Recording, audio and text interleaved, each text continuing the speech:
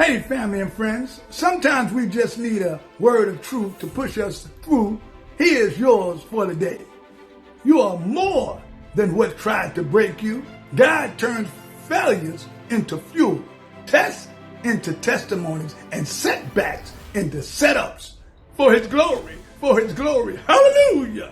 If these videos are pushing you forward, like it, comment, subscribe for more truth, and share to help push someone else closer to victory.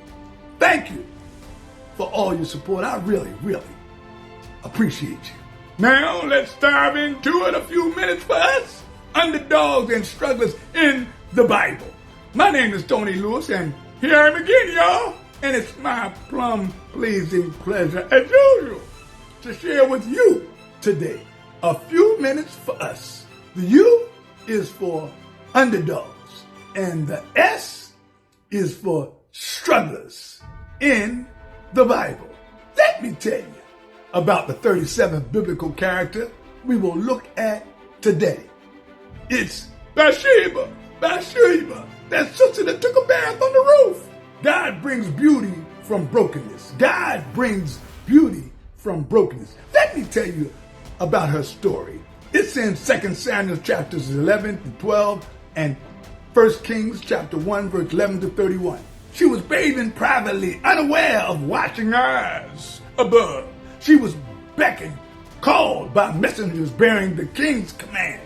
Her betrayal began when power met powerlessness.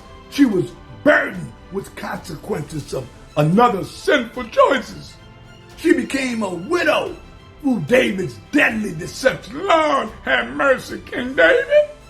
She was bound to the man who caused her deepest pain. What? Check it out. Check it out. It's got some drama, y'all. Let me tell you about her struggle. She was silenced by status, unable to refuse a royal request.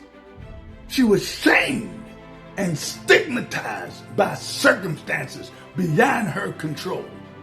She was shattered when her firstborn son fell fatally ill and died. Lord have mercy. She stood accused, though she'd been the one who was abused. She struggled through grief, mourning, multiple losses at once. My God, she had double trouble. Can anybody relate to that? Let me tell you about this sister's success. She built back her life, becoming David's beloved wife. God blessed her to birth another son named Solomon, who would become the wisest king on the planet. Ain't God good? Ain't He good? She boldly advocated for her son's rightful throne. She became queen mother, wielding wisdom and influence. Won't He do it? Won't God do it? She bravely battled those who threatened Solomon's succession. She was blessed and honored. Her legacy lives on forever. She was the great-grandmama in Jesus Christ's line, mentioned in Matthew's genealogy. What? But what is the lesson? What is the lesson? God can restore dignity and destiny after moral disaster. God can restore dignity and destiny after moral disaster.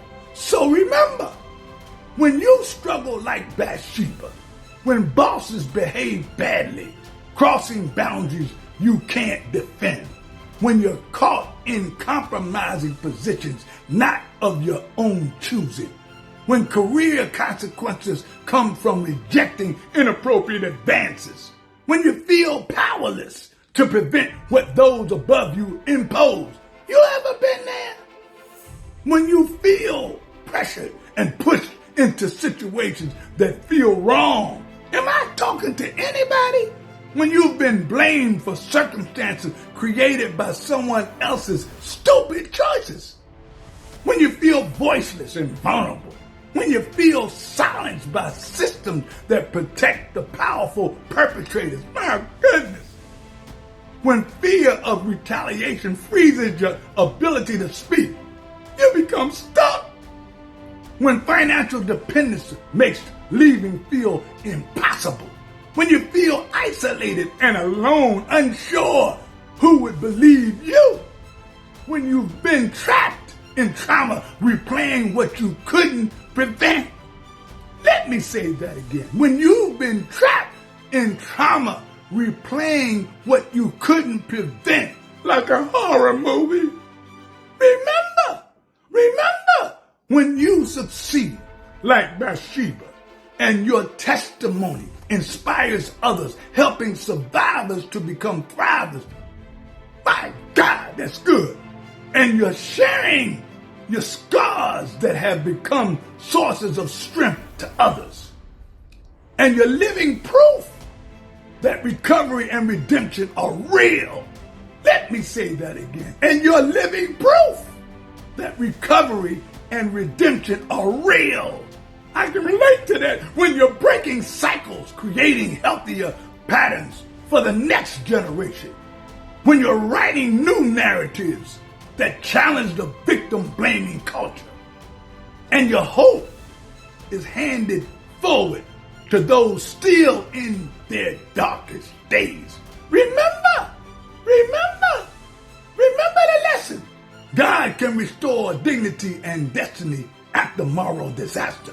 God can restore dignity and destiny after moral disaster. To God be the glory. I'm out, y'all.